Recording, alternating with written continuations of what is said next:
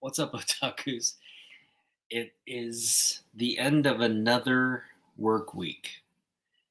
It's Friday night, and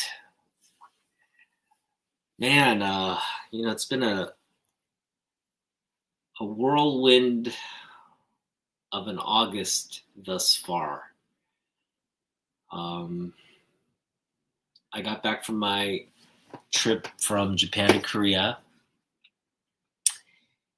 and I hadn't really had an opportunity. I guess I talked about it a little bit, but I was talking about the trip in the context of like picking up books because we went with money and the intention to pick up some manga, some American comic books with kind of Japanese versions of American comic books. That was the intent. And also, we wanted to bring back a bunch of my books from my parents' place. So my, graphic novels, some of the comic books I had there, and we were able to pretty much accomplish, for the most part, those three goals. I was able to bring back my books, able to get some American or not comic books per se, but they were, graphic novels, so Japanese language graphic novels, which are cool. But some really cool Japanese comics.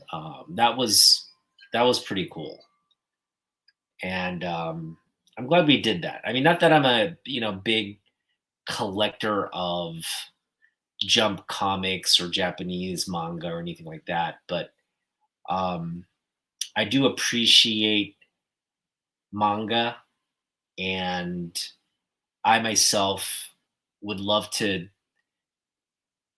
become more knowledgeable about manga and what's collectible in Japan, sort of the local market and how, but it's just a different market. The collectability of manga is a little bit different. The Japanese, I don't think, while it is a collectible and people do collect it, for the most part, manga is seen as something you consume, you read, you consume, and then uh, you toss. It's just not like collecting books is just not um, it's not practical. So for me as an American comic book collector to kind of pick up some manga, even though it seems kind of like a pointless exercise, it is kind of cool to have just uh, manga in my collection, just for the artwork, just for um, the fact that there's certain titles. It's nice to have number ones. For example, I got number One Punch. I have number one Naruto. I have number one Death Note. Number one. I think I have no. I have number two Dragon Ball Z, but I may could pick up number one if I wanted to. Number one Slam Dunk. There's just a couple manga series that I really do like and appreciate. Evangelion's another one. I have the first issue of that one. So it's really cool to have uh, those kinds of books as part of my collection, but not the focus of my collection. But what I really want to kind of focus this issue on, or this, I guess, weekly session on, is the ongoing summer of Superman. And in a lot of ways, my trip to Japan was sort of what's the best way to put it? It was sort of a pause on the summer of Superman. Pause in the sense that when I went to Japan, nobody was Japan was void of Superman talk or marketing or anything of that nature. Superman was on one sort of IMAX billboard in Ikebukuro, and outside of that one, um, it was kind of like a jumbotron, and they were just showing all the movies that were playing in that IMAX theater, and they just flashed Superman for maybe 3 5 seconds, and then it went on to another set of, and same went same held true for the Fantastic Four. Those two movies were not uh, the focal point of anybody in Japan. I don't know if it was because specifically it was American comic book movies, and I guess Asian audiences are just kind of tired of all the Marvel stuff. So when you say, "Hey, Superman's coming," I don't think your average Japanese would be able to discern if Superman was a Marvel character or a DC character, or even if they could even tell the difference between the two publishing companies. But I don't think they cared. I think they just grouped it as, oh, that's another superhero film, and that's another superhero film I could care less about. Really, there was a movie uh, based on the My Hero Academia series. It was a standalone movie that was getting the most attention when I was there. Also, Jurassic Park was big. It was probably bigger than any of the other Hollywood films in terms of what you saw on television and what people were talking about. But yeah, for the most part, I think the local content, Korea included, the local cinema scene, what was playing in Korean cinemas and Japanese cinemas was more important. Hey, what's up, Gordon? Thanks for joining, man. Uh, we're just talking my trip to Japan and Korea, and sort of the differences between what was sort of a blockbuster kind of movie and the things that were top of mind for audiences in East Asia versus here.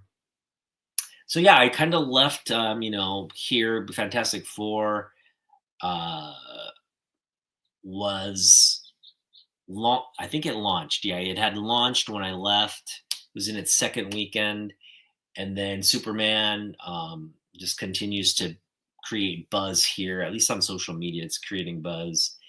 And I left that for a week in Japan, and it kind of like it just put all that American sort of uh, comic book buzz on pause, and then I went to Japan, and then I came back and it resumed. So it was just kind of like a nice break from, because I hadn't checked. I was posting on social media. I wasn't on social media as much when I was in Japan. I was definitely focused on doing stuff in Japan rather than being on um, watching YouTube and doing other things. So it was a nice break.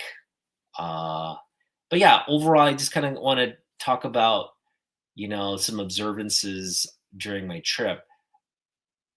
The first thing is I was on a, 11, 12-hour flight to Japan, and I didn't sleep at all on the plane. In fact, what I did is I just stayed up and watched movies on the, oh, is that right? Oh dear. Yeah, I think they're while they have all this like promise, they still are. Time Warner is still, they're dealing with some they're breaking off the company, right? They're splitting into two divisions. There's still quite a bit of, I think, debt that they're trying to resolve, and yeah, well, the future looks bright. The present financial situation of the company is something they're still managing. So yeah, I don't doubt that Time Warner is planning to lay off some people. They've got kind of a lag here after the summer movie season. They're really hoping the streaming thing takes off with in terms of the content pipeline with some of the TV and digital streaming content. But yeah, they are building toward uh, having sort of more cultural focus, pop culture focus on their movies. I will say this: Warner Brothers knocked it out of the park this summer. Not just with Superman, but with a lot of the movies they released. I think what they had something like 5 or 6 consecutive number one opening movies, which is just almost unreal and unheard of in this day and age. But it just shows you the relevance of this major Hollywood studio still, which is pretty nice. What's up, Tyler? Thanks for dropping by. Gordon Tyler. All right. So yeah, so I'm on the plane to Japan and I'm just watching movies, and lo and behold, one of the movie offerings on the flight is Superman, the Christopher Reeve story. And now I did not get an opportunity to watch this when it hit theaters last fall. I did watch the trailer. I did watch a bunch of like interviews or sound bites where Christopher Reeve is talking. People like Richard Donner, people, actors uh, in his sphere were describing. They're part of the documentary. Um, and again, it was a showing on the flight, and I just had to watch it. It was kind of like it's a summer of Superman. It's just ironic that it's here for me to watch and enjoy, kind of pass the time on my trip to Japan. And so I watched it, and man, it was good. It was a wonderful look at uh, Christopher Reeve and his post-accident legacy.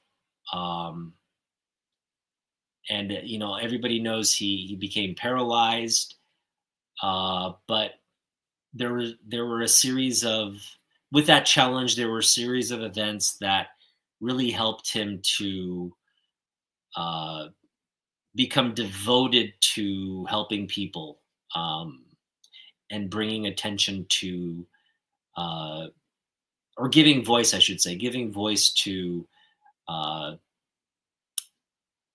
a community that oftentimes we don't necessarily take the time to understand the struggles of uh, the paralyzed, the handicapped.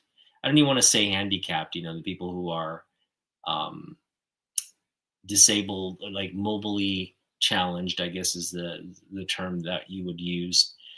But yeah, Christopher Reeve, he dedicated his life. His family also dedicated their lives to um, this cause, and through the Christopher and Dana Reeve Foundation, they were able to and to this day they're able to continue to um, raise money, raise awareness, and donate toward research for helping those who are disabled, helping those with spinal injuries. Um, and it really was an inspiring look at the man's life. A lot of just poignant moments, a lot of real, just inspirational, heartfelt moments.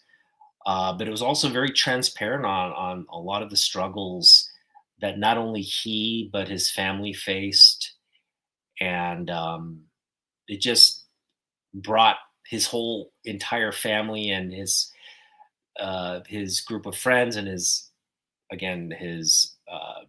some of the things he struggled with in terms of his own upbringing and family life. It just all brought that to the fore and bore it as part of his uh, really honest and transparent. Uh, it was really an open book kind of documentary on who he was, and even with all of that, it's was impressive to see that he, just like Superman, right? Just like Superman, he rose above all that, with a true face of bravery, and was the person who said, you know what, um, I'm going to do my best to help others, and selflessly do it. Um, and that was really, uh, the part of the documentary that was, that resonated with me, because I always viewed Christopher Reeve through the lens of Superman, that he was my Superman, and didn't really distinguish him from the character to who he was as a person. But the documentary really portrayed Christopher Reeve, the man, and that the fact that he played the role. Uh, and it was just a role. To him, it was a role, it was a job. Um, but it's funny how, um, an opportunity like that, how it just creates this, public persona. Really, you cannot separate this image of uh, health and vigor and heroism from who Christopher Reeve was as an activist, as a family man, as a father, as a husband, and all these, um, just everyday mundane things, but how he did it with a dignity and grace that I think most of us, could only aspire to do. So it was, again, an incredible documentary, and I'm just glad I got to watch it eventually. I didn't think I was going to get to see it, but I saw it on the plane, and now it's like it completes, sort of like, you know completes the arc, I think. And Yeah, kudos to the Reeve Foundation. I know after Christopher Reeve had passed, Dana Reeve had passed not too long after she was diagnosed with late stage cancer, and exactly almost 1 year later, she had joined, um, her husband, uh, and in passing, and it was just a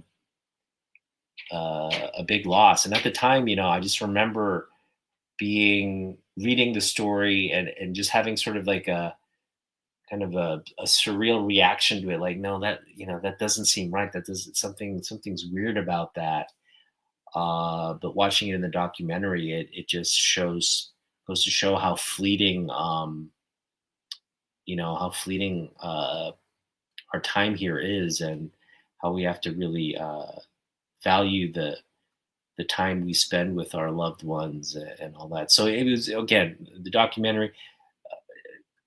It would I would highly recommend it. I consider the documentary uh, a more worthwhile time than any fictional uh, movie you could watch.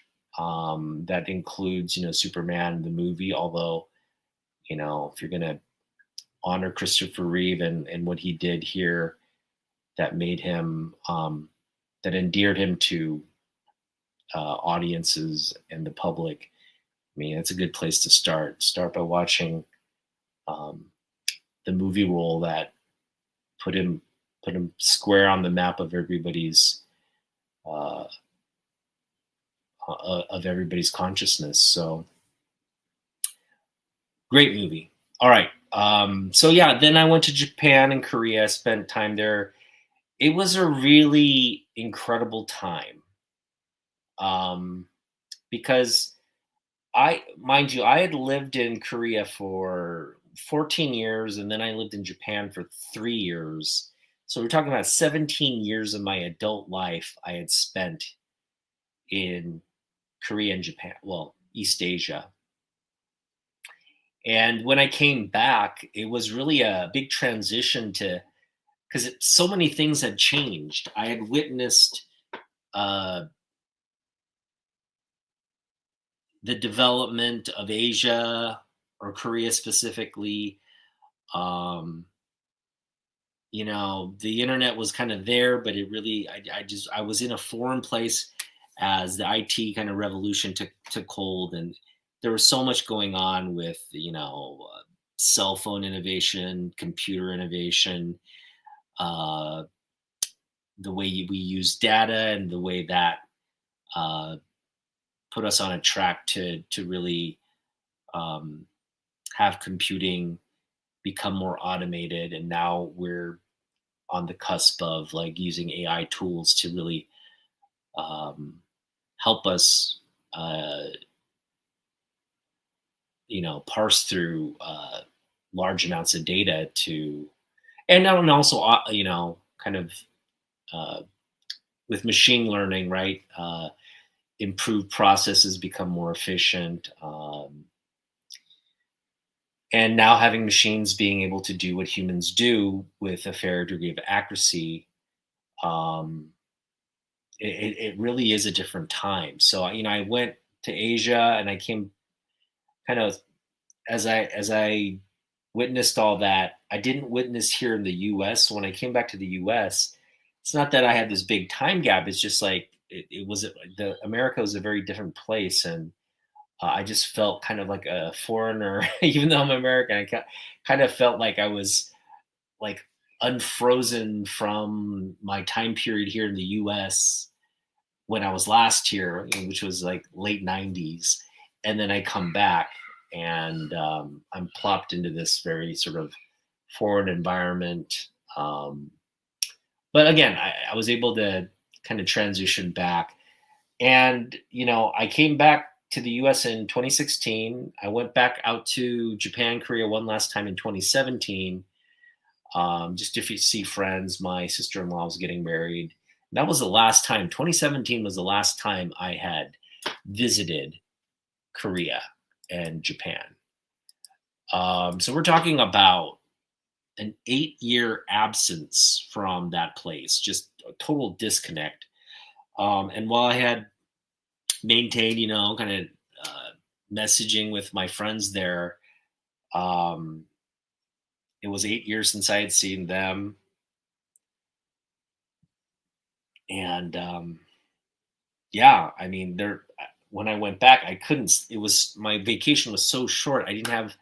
The uh, I didn't have the freedom to really plan out a lot of things to hang out with all my friends there. So I apologize to a lot of them, but I could only meet really sort of like a core group of friends.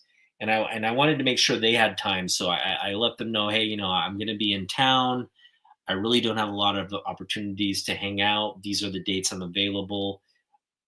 Are you free to come out? And I made sure I communicated that early so that we could lock in time. And fortunately, I was able to meet with everyone I'd intended to meet with. And it was just very rewarding to see everybody and catch up. And um, we just went out for dinner and drinks, which is kind of how we do it in Asia. And it was just like old times, but so many things had changed in those 8 years. um Most of us have families now, and some of us, our kids are grown. Their kids went from like little tykes to like now they're entering college, or they're entering the workforce and all that. So it was just um it was very good to catch up in that manner.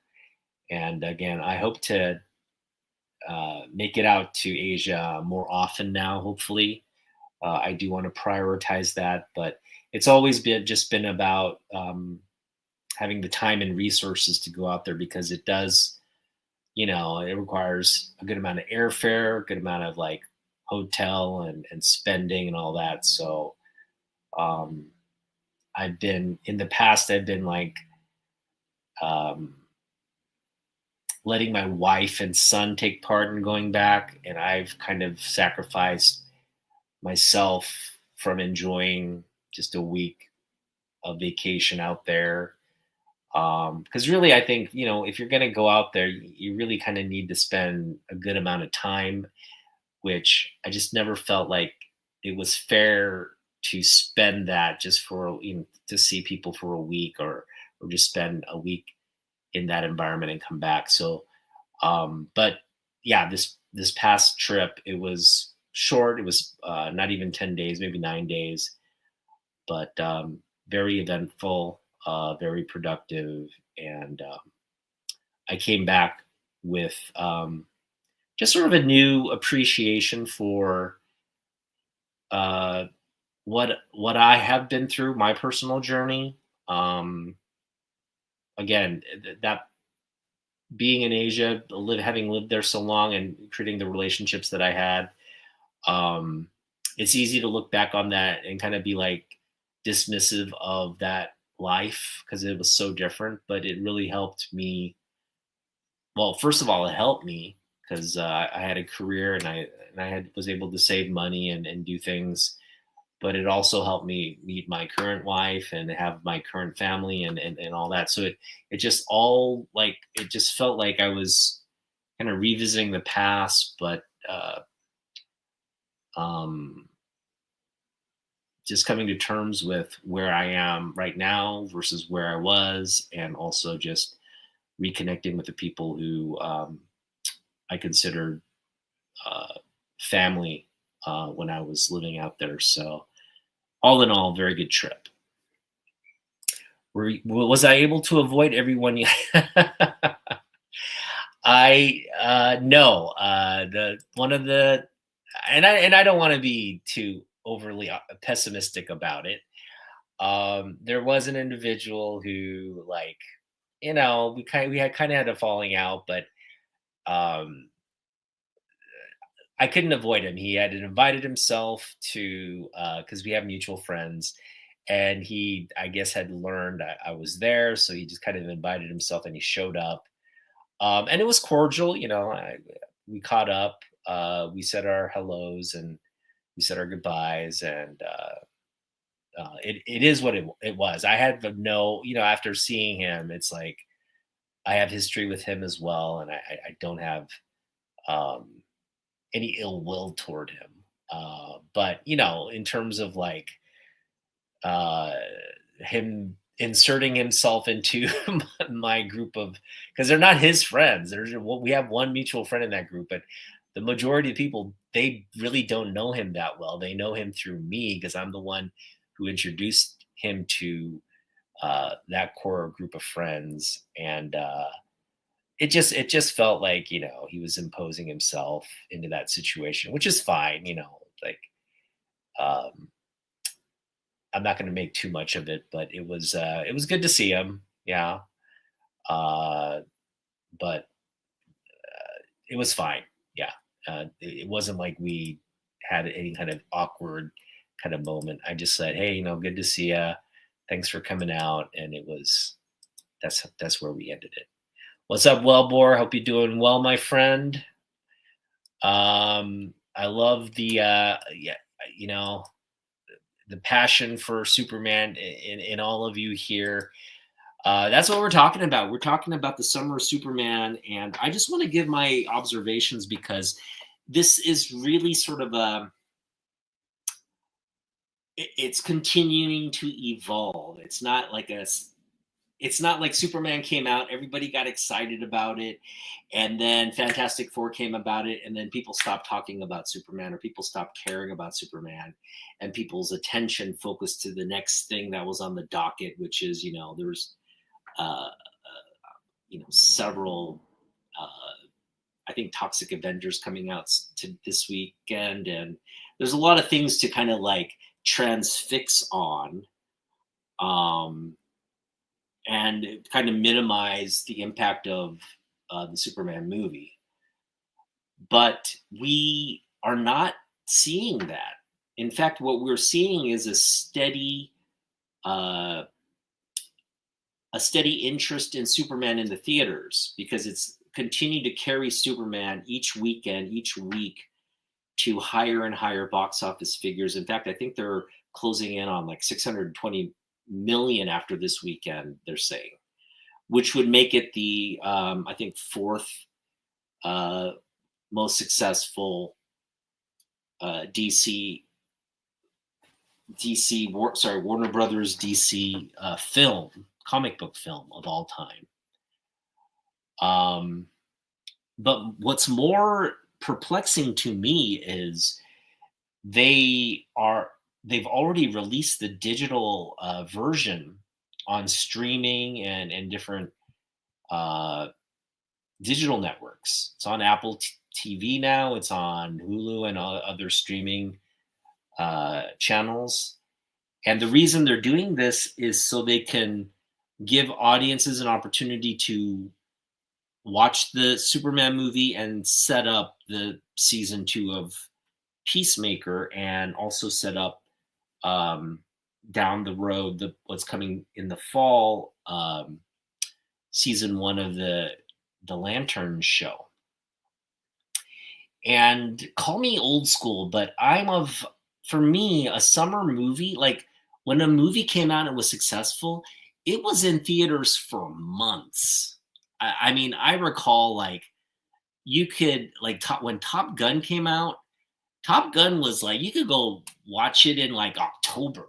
Like you could go to find a movie theater that was still playing Top Gun in October. And so it boggles my mind that you'd have a movie come out and after 6 weeks you'd kind of be like, all right, we made our money. Now we're gonna like just switch to like DVD and like you can watch it at home and all this.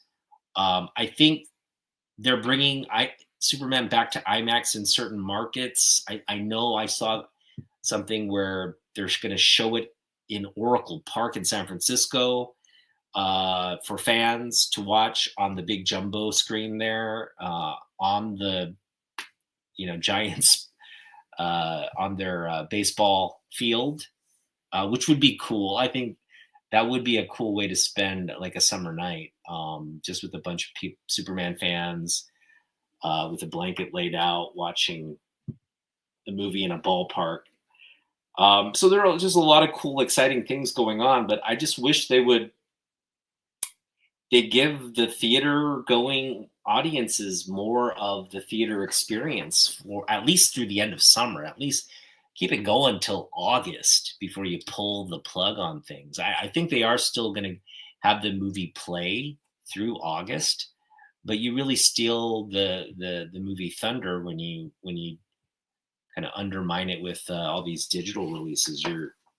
I don't know, maybe the people who they're kind of creating this FOMO around watching it in theaters by, I guess, limiting the time it's available. So it's like, oh man, I got to watch the movie in the theaters because they're going to pull it after a few weeks.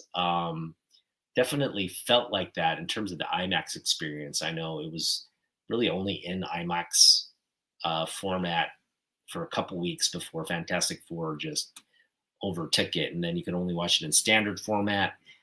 And now, while they're bringing back IMAX in certain markets, it's like pretty soon now you're going to be able to see it in the theater, right? So I don't know. I don't know if that's necessarily a good thing. Obviously, I guess the people who are going to see it in the theaters would have watched it already. But I know a lot of people who haven't watched the movie yet. Maybe they're waiting to see it on streaming or whatever, but they're just not going to be given an opportunity to see it in its proper format, which is on the big screen. So don't know how you feel about that, but definitely what's apparent is the impact that Superman has had on movie going audiences, I think the larger audience as a whole. What I'm seeing and this is, and mind you, maybe what I'm seeing on social media is a bit skewed because I am fully like bought into the Superman algorithm. I'm flooded with nothing but Superman content. So obviously I'm biased from that standpoint. But what I am observing through my lens on in social media is there are a lot of people who had not talked about Superman before, who could care less about Superman, maybe had no idea who Superman was or what this character like really means. You all of a sudden have these like sort of bandwagon fans talking about him obsessively. They are collecting comic books now. They're, picking up new issues of like DC comic books. It's just, it's kind of what I wanted to see. I wanted to see Superman return to the forefront of people's attention or just focus, right? And it's happened um, to the nth degree. And I, a part of me is just like really, really glad. And then a part of me is just kind of like, it's like, I hope this new generation, they're they're not overly critical of what's being created, and they really give it a chance to flourish. So it's about, I know they have a second movie in the mix right now. They've got a script. They're gonna start shooting for the movie already. Yeah, there's already a Disney, right? I almost it's like 16.99 for the bundle. I almost subscribed to it. I'm gonna see if it goes down in price a little bit. Yeah, again, there are projects like Sergeant Rock. Um, there right now there's the Batman movie that's not the Matt Reeves, it's the Brave and the Bold Batman movie. Wonder Woman's there. The Justice League is. I mean, it's like everything that you could expect. This What characters we would want to see and come into the fray and fold. It's kind of there in front of us, right? There aren't really any big surprises in terms of the core group of characters that's being teased and marketed right now. I think where a lot of the comic book community members are, I think, they're excited about several things. One of them being just the fact that DC's back. It's like we have Marvel and DC back now. Like both of them are.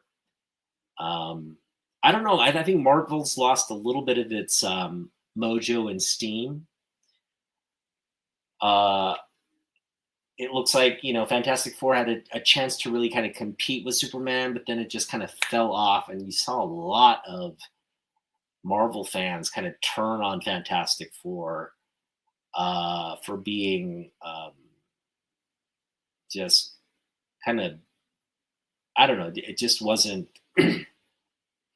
didn't meet people's expectations. It was kind of weak from a story standpoint, and like for me, I didn't even need to watch it, but when I heard that they basically trip Galactus into like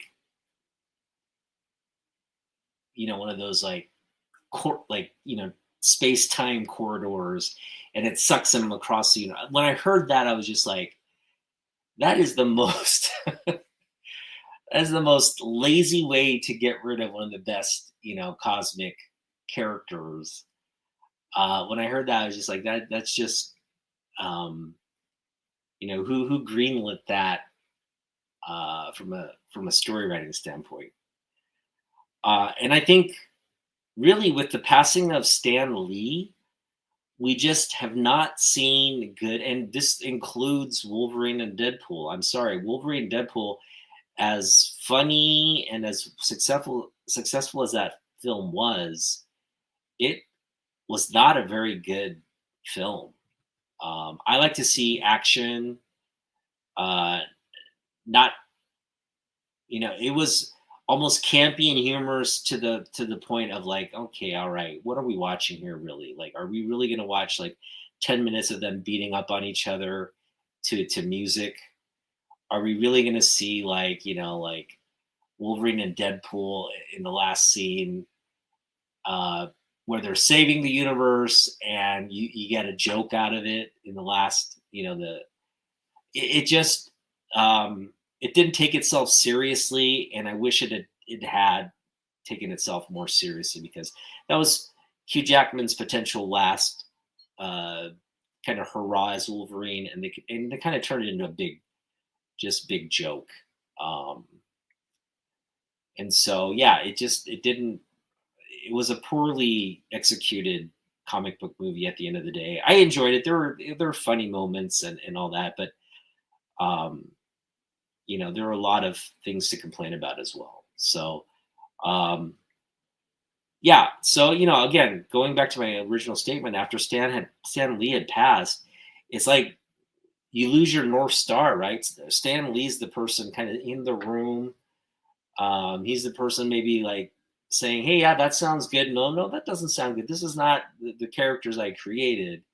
And when you lose that North Star, I think what you start to see are like Disney execs, Hollywood execs. I like to call them the Disney cabal.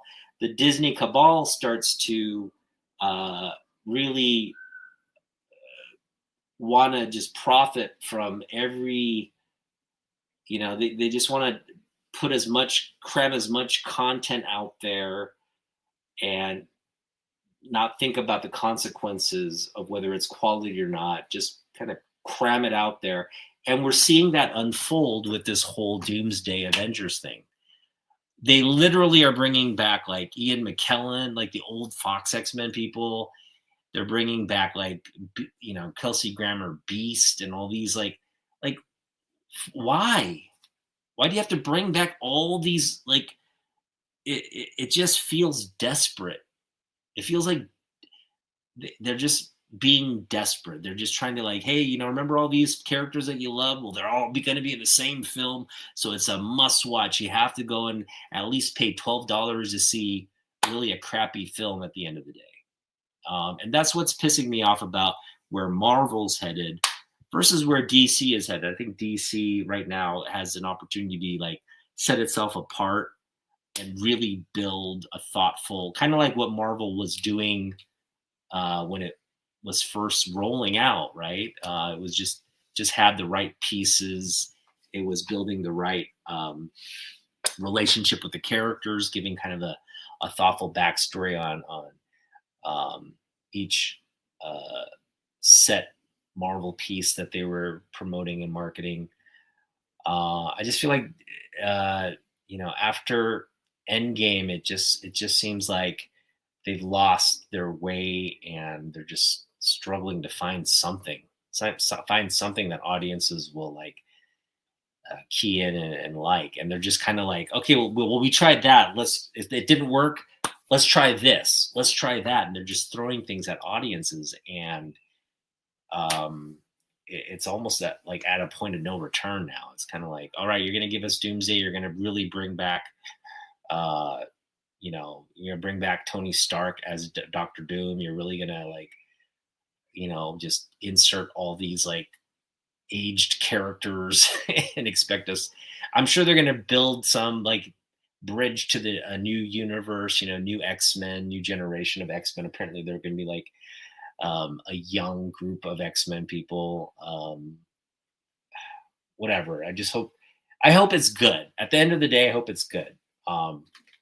It just is suspect when you bring in all these stars and things. It looks like desperancy, and if it's not quality at the end of the day, it just isn't going to work. And albeit Fantastic Four visually looked good. I like the thing, how the way it looked, but in terms of how they executed the story, it sounds horrible.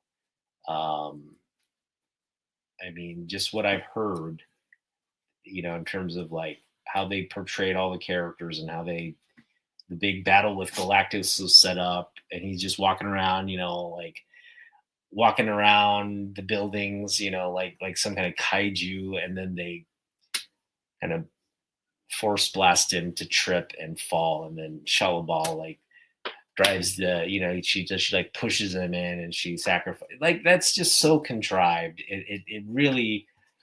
If I was a moviegoer, I'd just be like, "Come on, is this the best you can do with what was supposed to be the reintroduction of or the introduction of the first family to MCU?" It is what it is. I think right now people's focus is now turning away from Marvel, and they're really excited about what's coming from DC. So that's what I'm particularly heartened to see. And I just hope this young group of fans who are starting to read the comic books now really take that love of the comic books and the character and what the universe they see in the DC books, and they give everything that's coming from James Gunn a bit of grace with what he's creating, and we'll see where it goes. It's really exciting. So I think I entitled this "Bold Predictions for the DCU." I don't know how bold they are in the sense that I've already espoused some of my uh, bold predictions in earlier videos, but I have had a little bit of time to uh, let things sit with the ideas of what, again, this is and I have a limited view and understanding of DC content, because I'll admit I have not read everything. I actually have read probably more Marvel than I have DC during my comic book collecting days, especially when I was collecting. I was not reading a lot of DC outside of Batman. I'm the first to admit that. While I've read more of it more recently, it's just a drop in the bucket with what is out there, especially we're talking like Silver Age, Bronze Age. I really stayed in my lane, and I was the only real content I've read is kind of the Crisis era, the post-Crisis era, the '90s Superman, and that's it. I've read maybe a couple of comic books that have come out over the past 20 years, 10 to 20 years. Just a couple like Tom King runs of Batman and Supergirl. And that's been it, really. It hasn't been a lot. So what I want to, again, with my limited knowledge of what's going on in comic books today, and my limited knowledge of some of the storylines around some of the big events that have happened more recently, I am going to make some bold predictions on what I think or I would like to see in the DCU. And again, some of this I have espoused already, but we're just going to kind of go through with it and kind of look at it from different. We're taking what we kind of know right now with everything that's been introduced and teased so far, and we're going to kind of try to fill in the holes on who we think has legs in the DCU. And I will start by saying, like, I think we have the potential to see anything and anyone. Really, we have the possibility to see anything and anyone from this point forward, because we've got, if the DCU is really going to make its mark, and we have just like a decade's worth of hit after hit, kind of like Marvel's run, if you have assume 5 to 10 years of continuous movie content as these actors kind of play into the prime of their careers and take us on this 5 to 10 year ride. There's a lot of opportunities to introduce a slew of characters, a slew of villains, So really anybody and anything, any story, any concept, any character is open game right now for speculation. So again, take it with a grain of salt, but these are, I think, a few of the characters and story plot points that we will see sooner rather than later. And um, right now, we know Nightwing is coming. So we know Dick Grayson as Nightwing is coming. That's not a surprise. And we know we can assume Deathstroke is coming as well. So with that being said, I think we are going to see in the Teen Titans movie some form of Deathstroke being introduced, some standalone film where you don't have a Batman, you don't have a Superman. It's a standalone Teen Titans movie that'll introduce Cyborg. It'll introduce, Beast Boy. Hopefully, it'll introduce Starfire. It'll introduce Wonder Girl. It'll just introduce that core group of this era of Teen Titans. And that I don't think that's too controversial or too bold of a prediction. I think it's to be expected. So we'll see where that goes. The other thing I really expect to see, and I'm already seeing it kind of take a life of its own as how they're going to build the Superman Batman relationship. I saw a nice little. They really extracted something from the comic book panels. It was apparently a comic book where it's kind of like a split conversation. Batman is talking about Superman and Superman is talking about Batman, but they're both talking about why they think the other is a better man or a better hero than himself, right? So Bruce is saying, "Hey, look, he lost his entire planet to a genocide. He comes here. He's an outsider. He has all the power in the world, and he has every reason to just like enslave us and be angry and not lift a finger to do anything for humanity, but he doesn't, which is why I think Superman is better than me. Is that I think I admire him so much. That's Batman's take. Superman, in similar terms, is like, look, he lost his whole family. These are people he loved. He could have easily become angry. He could have used his wealth and just turned into a very vengeful, petty person, locked himself away from the world and not done a finger to help anybody. But he didn't. He devoted himself to crime fighting. He devoted himself to peak physical performance, and he puts himself at a lot of risk by just donning the suit and going out and fighting criminals every day. He is somebody I aspire to be, I admire, and he's who inspires me. So you have this great level of mutual respect by both characters. That is what the fact that people are in the social media sphere are presenting it that. Obviously there's maybe some there's maybe some DC cabal people out there planting those seeds or planting these ideas, but it's already there in the comic books. We're not reinventing anything or recreating anything. It's there in the comic books. It's been a relationship that mutual respect, that friendship has always been there since World's Finest, since they were first kind of introduced as characters in the pages of a comic book together. They were there helping each other because they both shared a passion for doing good. And so that brings a lot of possibilities when you have a friendship, when you have a relationship with somebody you trust with your identity, then the people whom you love, it just becomes a family. So I'm really excited about the Superman family. We're talking about Batman, Robin. We're talking about Catwoman. We're talking about Lois, Jimmy, Supergirl. You name it, Superman has a very large extended family, and I think there's a no holds barred as in the modern sense who can be part of that family, meaning Clark is Superman.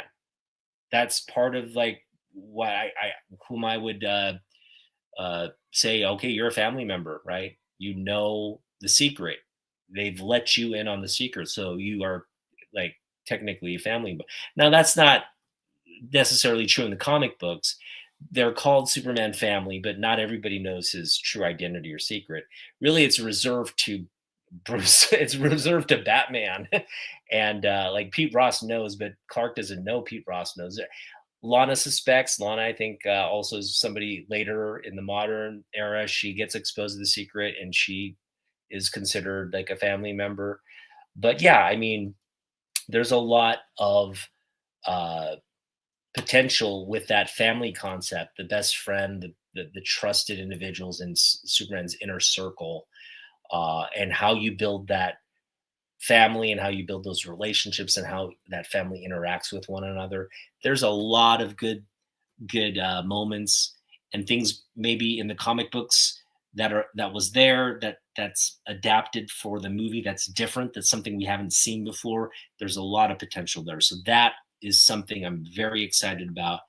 My bold prediction is you're going to see uh, sort of a more light lighthearted, very humanistic uh, element to this inner circle, this family, this sense of like trust, camaraderie, friendship, and having to uh, risk with what you do, having to risk those people in your inner circle to being targeted, and putting them in peril and having to defend that and all that. Those kinds of storylines are what I'm very excited about and see how it'll unfold.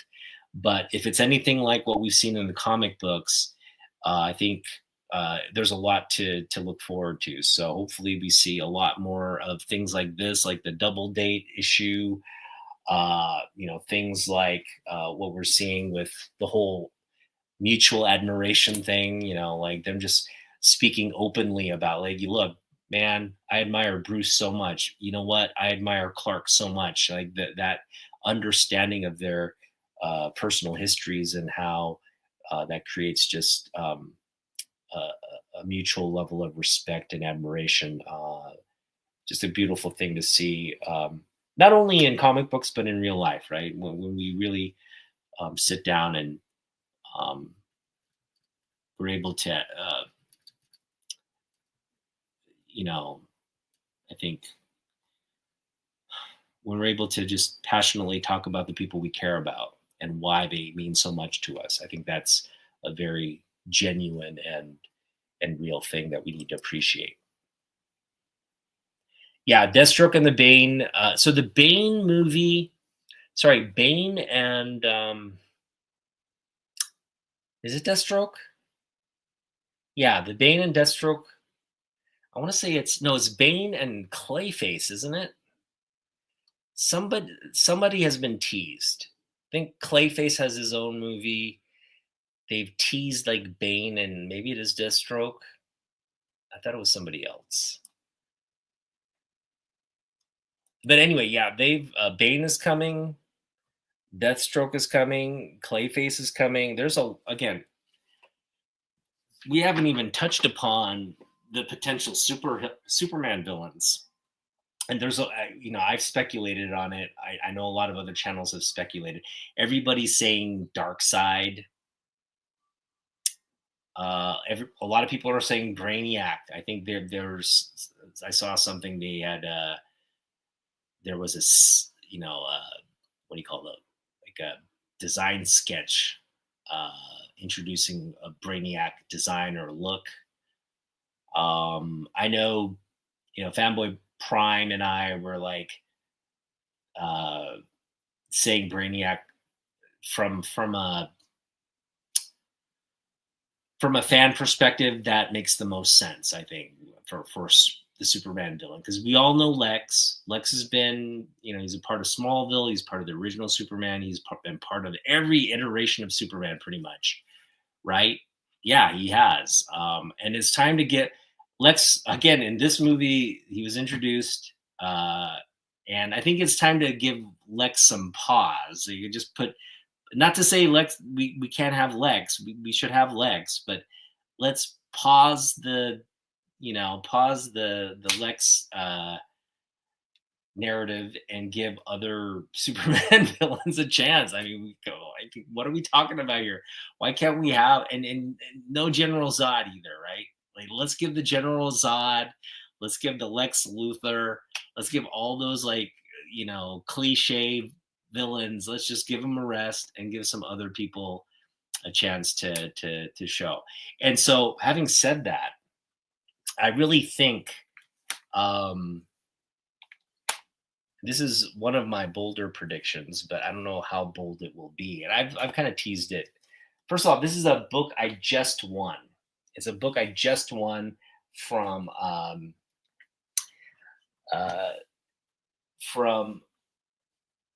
the Codex Station. This is Mark Kelly Dan Kelly at the Codex Station. Shout out to Dan and the fine channel Codex Station.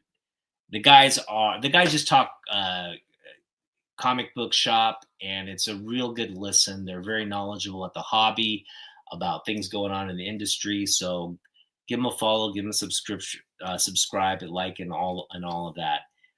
But I think what we're not talking about enough of is, and I dismissed it at first. I dismissed it as like, they're not going to bring Crisis. If they are going to bring Crisis, it's going to be, years down the road. We're not going to see Crisis manifest itself as the event in Gunn's DCU, in his universe.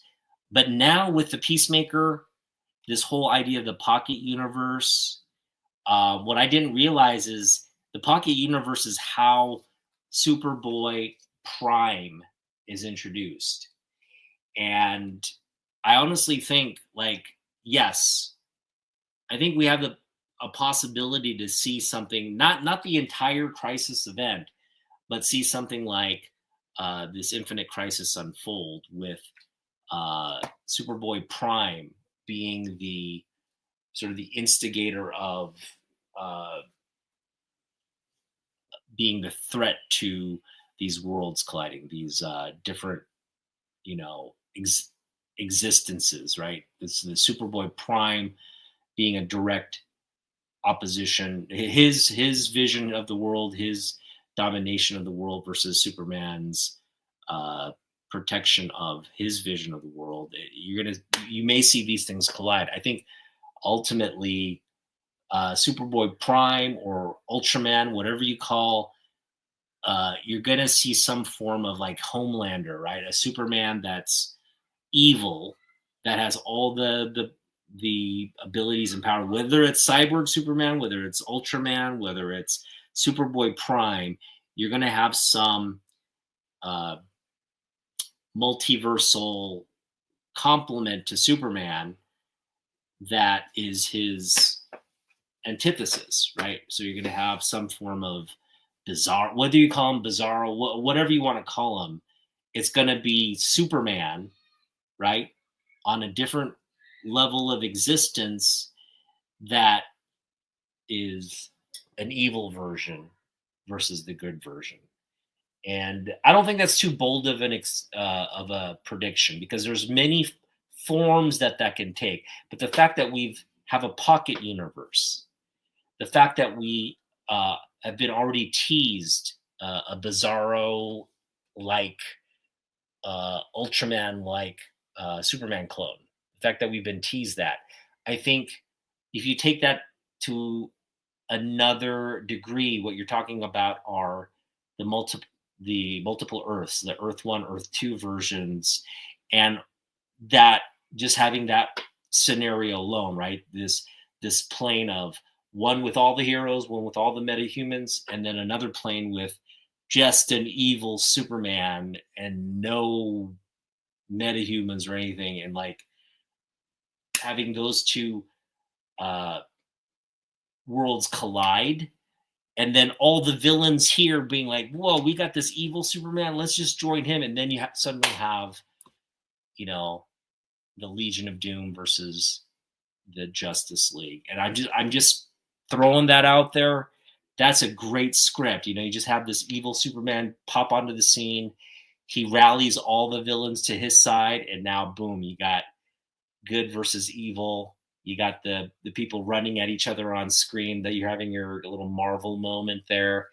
But the original, right? The original Justice League Saturday morning cartoons where all the heroes and all the villains are running at each other. They each have their individual counterpart, but imagine that at the scale of you know all the Lantern Corps, all the Hawk universe. Like you're just talking about the entire uh, you know cosmic universe of the DCU just coming together. So you're talking about the dark side there. You're talking on this side. You have all the villains, right?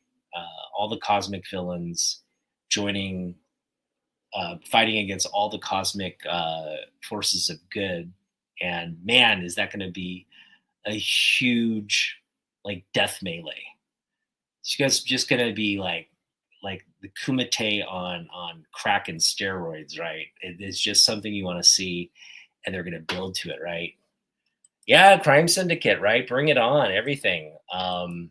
Brainiac Super, no holds barred. Once you introduce that concept, like boom, like Superman's gonna stop everybody. But wait, we got somebody who's gonna stop Superman, like literally, like his evil twin, right? Or like the Homelander version of Superman coming and just being this really dark, destructive, like menacing possibility. If Superman doesn't stop him, if the heroes don't stop him, man, we're just going to be enslaved and live miserable existences in the Homelander version of our universe. So that is, I think, a bold prediction. Not too bold, but again, I think um, I'm putting my money on Superboy Prime because I think you got to have someone at the alpha level for all the Brainiac, all the dark side,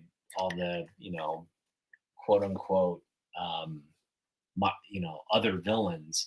You got to have sort of the alpha dog versus the alpha dog, which is what's more menacing than a Superman versus a younger version of himself, right? Superboy Prime, a more kind of powerful, youthful version that's as strong. Yeah, it's pitting, kind of experience against youth, but that's a good thing to do. And in honor of the Superboy uh, prediction or concept, I just want to share, but like I just want to show off one of my. This has really become. I just recently just kind of pulled this book out, and I realized how what a beautiful book it is. It's my copy of Superboy 158. It's a black cover. I've really got a high grade copy here of a Neil Adams underappreciated cover and classic. But man, you got Jarrell and Laura there in a rocket ship. You got Superboy's darkest secret. He meets his parents for the first time on this incredibly dramatic and just beautiful cover of him in space with the hands in motion there. Look at all the detailing around the hands and the pose there. He's in space, the cape work. Just an absolute beauty of a book. And just wanted to show that off to you while we're talking about Superboy. Um, Outside of that, I just want to show off some books. We kind of did some bold predictions. I don't think Ra's al Ghul is a bold prediction. I think we'll see some form of Ra's al Ghul. Whether he be completely evil or whether he be some, just sort of interest serving uh, villain like he was in the pages of this Daniel Neil Adams book. We've yet to see, but yeah, what's better than that cover right there? Um, will we see characters like Gaggy the Clown? Joker had his own sidekick. It was Batman, Robin, and Joker and Gaggy. And that's Joker's henchman right there, Gaggy the Clown.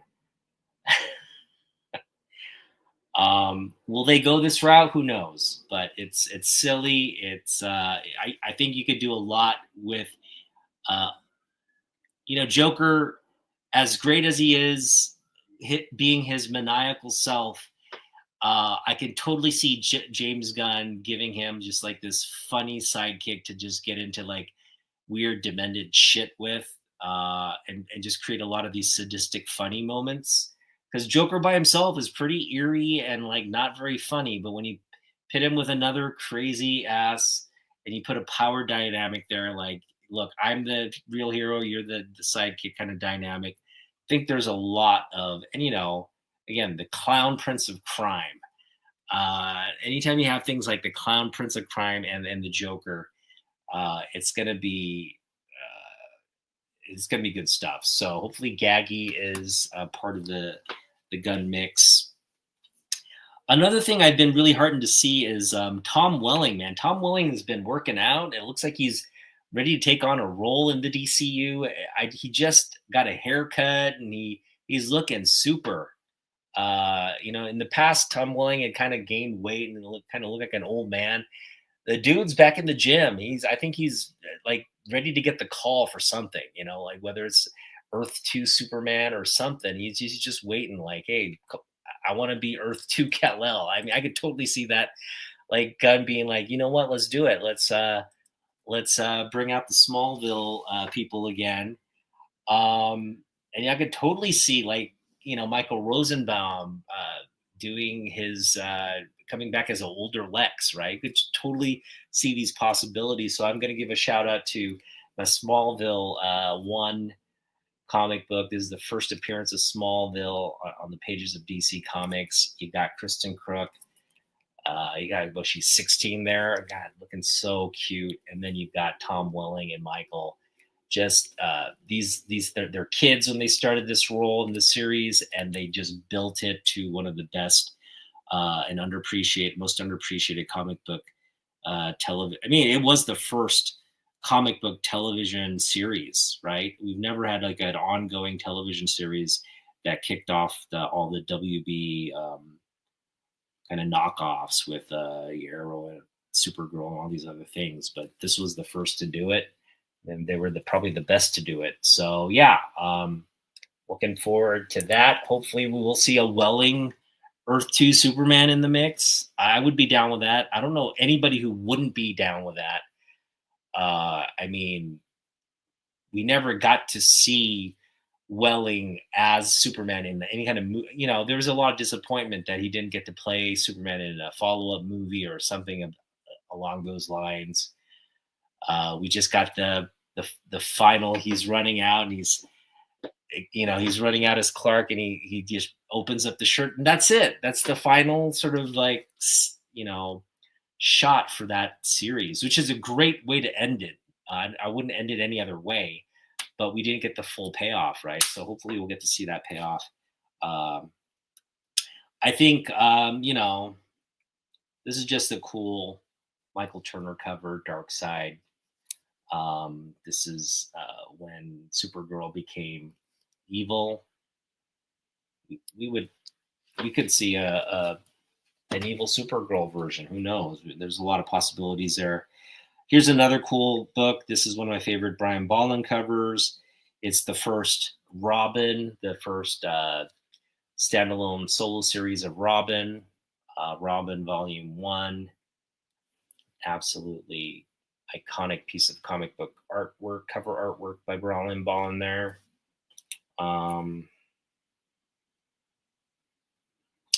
And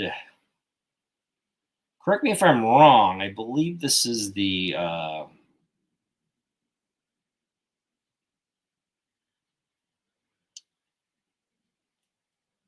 yeah, this is trying to remember the who this Robin is. This is the Tim Drake Robin. That's who that is. Okay. Um this is just a cool comic book collectible. It's the first cover appearance of Deathstroke. He appears in the shadows of his first appearance, but this is the first time he actually, like, we see him fully revealed on the cover, and he's just kind of blasting this sort of a photo cover or whatever cover. He's blasting the comic book cover, so it's this blowing of the fourth wall but the fourth wall is the actual cover of the comic book, kind of like a curtain or something. Yeah, or some, yeah, it's like supposed to be some kind of curtain. It looks like it's like cloth material that he's shooting through, but that is just cool ass comic right there. Yeah, I mean, what more George Perez goodness here? We've got War of the Gods. Oh my gosh, that is just phenomenal right there. Phenomenal piece of cover work right there. Just as phenomenal, we've got Justice League America issue 2. The heroes are just falling out of the sky at you. Boom. Michael Turner goodness. All right, and I'm gonna share something. I revealed this as one of the books I picked up at Jeff's. I got this for $38, and I'm sure there are signed copies of this. There's just from I've looked. I have yet to find anything in terms of something available online or for sale on the open market space. So I really would like to know what the census count on Joe Kubert signature copies of this book are, because I would imagine they're few and far between. And if you did own one, either you would have kept it or you would have sold it, and the person you sold it to would have kept it, right? So these are things that, like, you either just want in your collection or you don't. There's no really in between, and we're talking one of the legends of the industry, and in a strictly DC legend. This person never crossed over. Sorry, I take that back. I mean, early on in his career, he probably worked outside of DC early on, but once he joined DC, he was a DC man for life. He never crossed over, did anything else outside of DC. We're talking about Joe Kubert. Now his sons kind of do things everywhere, but I know Andy most recently, he's doing more things for DC now. Adam kind of does his DC and Marvel stuff here and there, but the sons are carrying on their dad's legacy.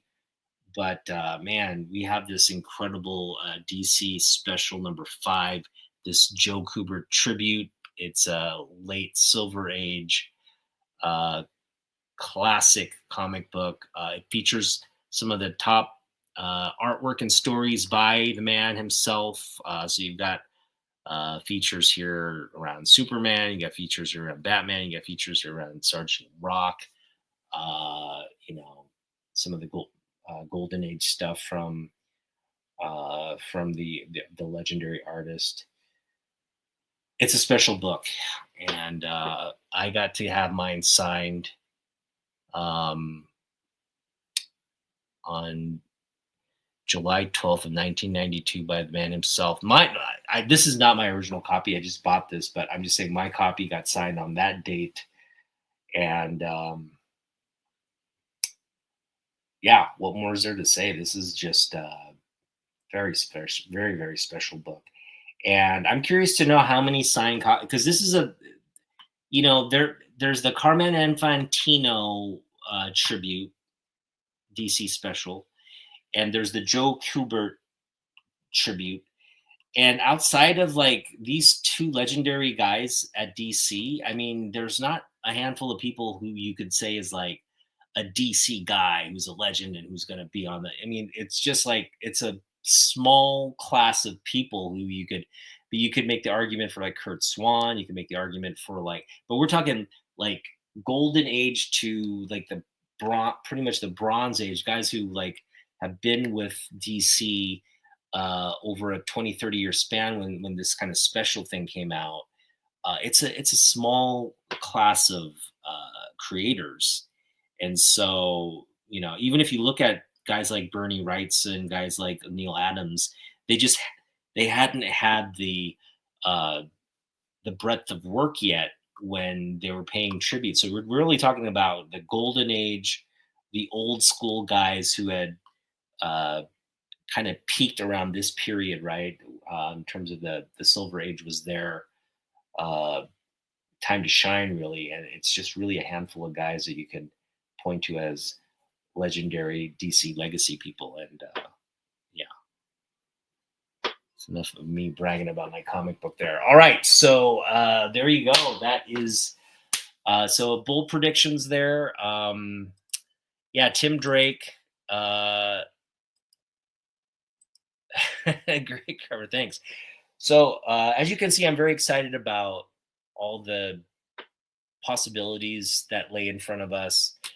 I think right now everybody's kind of focused on what we're going to see in the season 2 of the Peacemaker. We already know they're dealing with a pocket universe. They're dealing with a multiversal uh, scenario where there's the Peacemaker we know, and then there's a Peacemaker from this pocket universe, and which one is ultimately the good one, and which one is ultimately the the.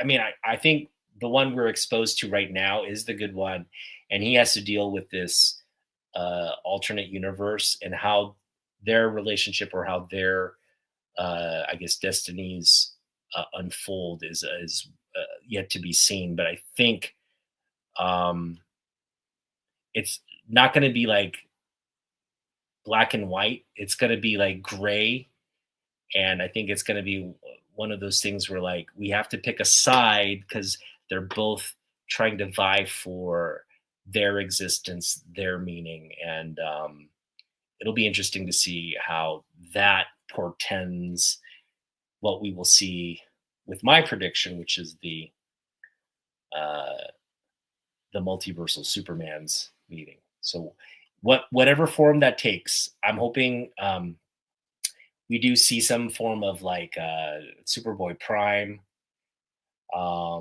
versus Superman, or maybe even like an Earth 2. But I think Earth 2, I don't know. I think Earth 2 Superman is a good Superman, right? So we're not gonna see good against good. What we're gonna see is like a good against evil. So I think it's more likely we'll see a younger, right? A younger, again, Superboy Prime is primed for that uh mano a mano battle, I think. Uh because of the differences in uh their outlook, their personalities, their outlook, their what makes them who they are, right? The experience, the trials, and the very different lives they lead to um, create who they are individually. I think that juxtaposition is going to play out in a very dramatic way, and will keep us compelled to um, be excited about what that outcome will bring. So, yes, that is this episode of Otaku Weekly. Now, I almost forgot to talk about the stuff I've picked up and the stuff I will be picking up tomorrow. So as you know, we got back from Korea. I picked up this comic book here, $38. Now I have about $100. I have $100 in budget left. It's actually $90. Yeah, $90, give or take. And I've already spent 40 of the bucks on 2 packages on eBay. And so one package is going to arrive tomorrow. We'll unbox that as we get it tomorrow. So stay tuned for that one. Another comic book is arriving on Monday. That one's kind of like less significant, but it's a great comic book. I'm happy to be sharing it with you, and I'm just happy to be adding it to the collection.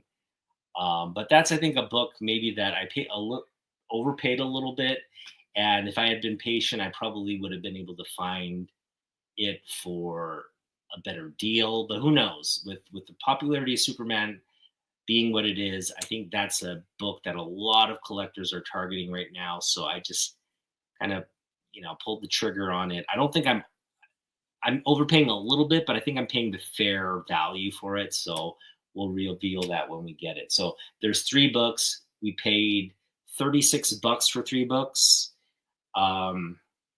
Excuse me. 36 was one of the books. The other book was $12. So we paid $48 for 3 books. Okay, 2 books, 36. The third book was 12, so paid $48, almost $50 for 3 books.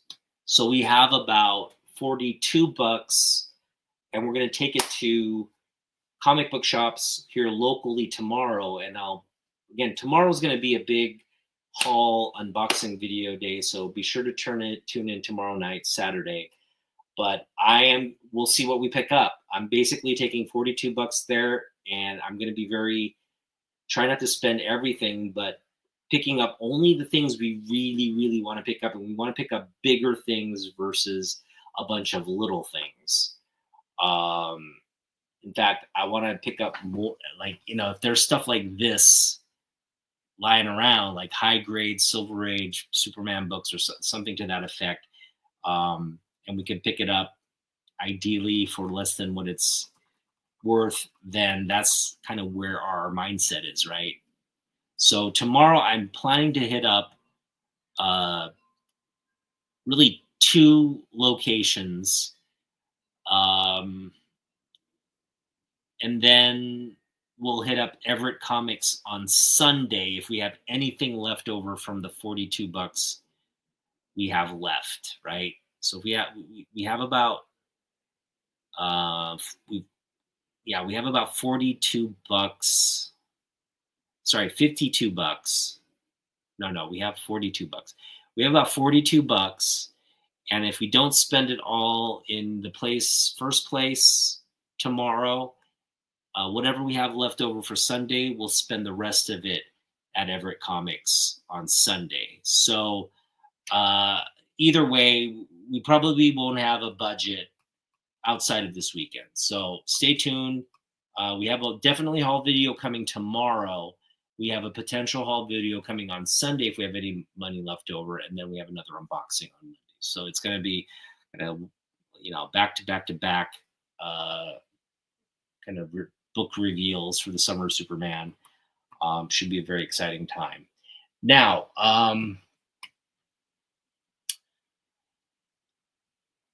now that I've told you what I still am winning one auction. And really, if I win this auction, I wouldn't have any budget left. I'd be over budget. Because right now I'm winning, and if I win it at the current bid, I am out $51.99. Like I said, I only have $42 in my wallet. It would be a shortfall of $9 that I'd have to make up to buy this auction book. But the auction book right now at $51.99 is a steal. But it ends on Sunday. and I'm going to continue to go and buy things on Saturday. If we win the auction, which I don't think I will, I think someone will outbid me between now and Sunday, but I am not going higher than what I currently have bid. So if I lose it, albeit I put in my top bid, so far it's been a day since I put the bid in and I'm still winning. So that tells me either one, whoever's going to outbid me is biding their time, or two, I've won it. And that's something I just have to deal with. I got to talk to my wife and say, hey, look, uh, just give me an advance. It's worth it. Trust me, $52 for this particular book. If I do win it, it's just, yeah. I mean, of all the things I picked up, that would probably be up there in terms of what we picked up this summer. So at that price, for sure, it's undervalued for sure. So, but we'll see. I have yet to win it, but if we do, we'll just make the accommodations. In fact, if I know I've won it on Sunday and I have money left over, obviously I'm not going to go anywhere. The money we have left over to spend on Sunday will just go toward the book, the auction win, and we'll just make up whatever shortfall down the road. So there you go. That's kind of like what's in store for my weekend. Hope you enjoyed this video. Thanks for hanging out, guys. Always a pleasure to hang out with the crew here. Join me again. We're going to do more as this DC thing evolves. I think it's just going to be great to talk about it. So hopefully you guys have your predictions and what's going to come up for you guys, what you're excited about. So I know Gordon, yeah, Crime Syndicate. I think everybody's saying Crime Syndicate at this point with the, the appearance of what we think is Ultraman, right? Although there's not really been a confirmation. He's just a genetic, right? He's just a genetic copy, sort of a brainless genetic copy. Now we know he's in some black hole version, whether he's dead or not. We just don't know what we're going to see. But I think Crime Syndicate is a great guess. I think with all the, some of the Wildstorm stuff that's been teased, I think, yeah, having some of those Crime Syndicate characters come to the fore is something different, but something a lot of fans want to see. So wouldn't doubt that. Yeah, Tim Drake. I'm sure we'll see a version of Tim Drake. Will